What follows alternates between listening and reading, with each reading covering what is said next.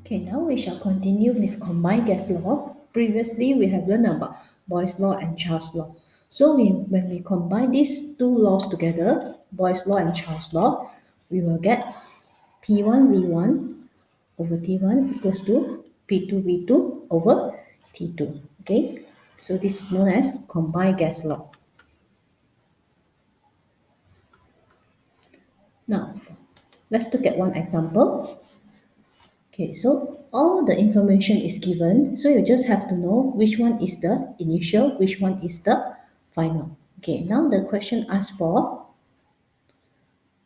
calculates the pressure of the gas transferred. Okay, so just be careful. It is temperature is given in degrees Celsius, so make sure you change them into Kelvin. So the final pressure is kilopascal.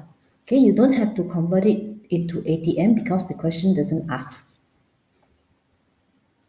Okay, now we go to the next one. That is ideal gas. Okay, so as the meaning of ideal gas means the gas behave ideally at low pressure and high temperature. And they obey all the gas law, means they obey Boyle's law, Charles' law, Avogadro's law, and also ideal gas equation. So what is ideal gas equation? Ideal gas equation is derived from Boyle's law, Charles' law, and Avogadro's law. So this is the formula which you need to memorize. That is PV equals to nRT. Okay, so we have a new term here, that is the gas constant.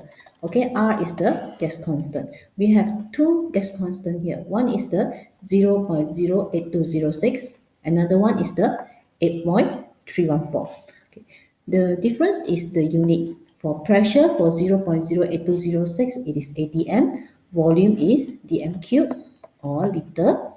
Okay, another one is the 8.314, whether you use kilopascal or dm cube. Now let's look at one example here.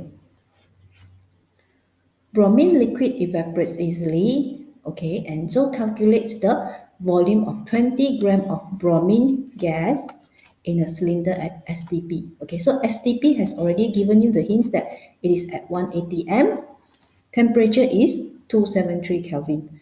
Okay, so in order to find the volume, we must use PV equals to nRT. Okay, so the more we've got it from the calculation, then we substitute inside. Okay, and then you can see here, I have purposely write down the unit for gas constant. Okay, why? Because I want to make sure that all the units are cancelled out. I'm using the correct unit. Okay, for example, then pressure is given ATM. So let's see, can I cancel them? Okay, ATM, ATM cancel. Okay, and then mole is given. So mole and mole cancel. Okay, temperature is Kelvin. So Kelvin and Kelvin cancel. So the final unit is liter. Okay, so it means that I'm using the correct unit, correct gas constant. Okay, now next one. Okay, from PV equals to nRT, we can further find what is mass, what is molar mass. We also can find what is the density of the gas. We can find the molarity of the gas as well using PV nRT. Okay, so what you do here is, okay, I will rewrite.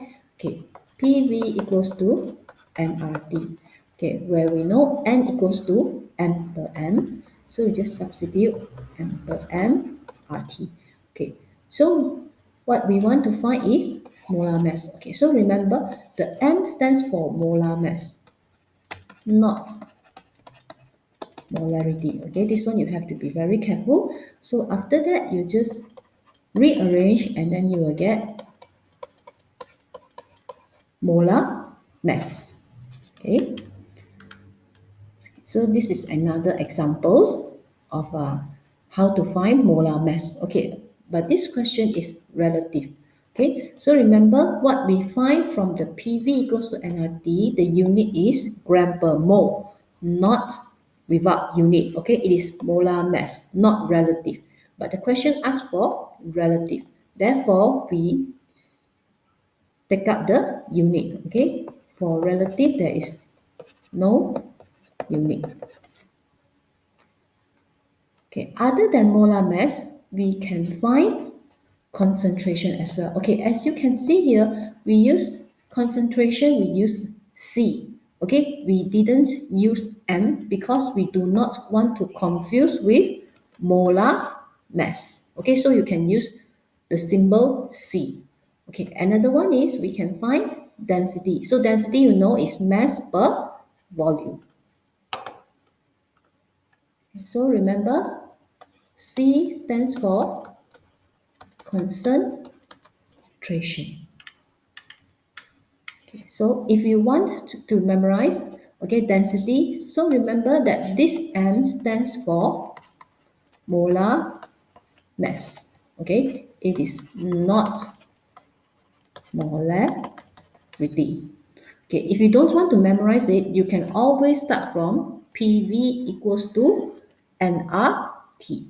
Okay, and then substitute mole equals to mass per molar mass.